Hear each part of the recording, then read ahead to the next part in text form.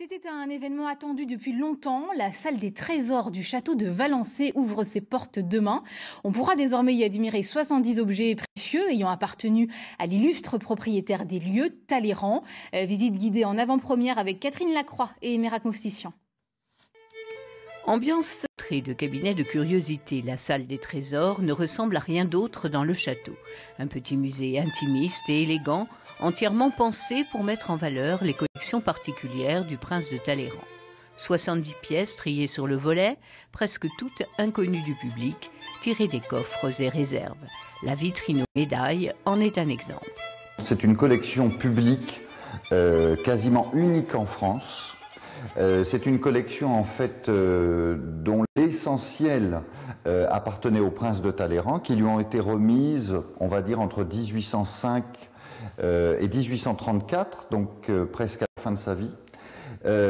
Et c'est une collection qui est importante parce qu'elle n'a jamais quitté le château de Valençay. Pour mener à bien ce projet, la DRAC et les archives départementales ont participé à cette véritable renaissance d'objets gardés en réserve. La salle des trésors vient clore un long travail mené au profit de visiteurs du château pour réorganiser et élargir le circuit de visite. On voit des objets très proches. Alors oui, il y a des mèches de cheveux. Il y a aussi par exemple la plume, quelque chose que jamais personne n'a vu. La plume de ces derniers instants, celle où il a écrit sa réconciliation avec l'Église par exemple. Alors une canne de Nerval absolument magnifique. On a aussi donc ses chaussures, puisque cet homme était handicapé, affublé d'un pied beau, ce qu'il reniait mais qui était bien la réalité, et on en a la preuve ici.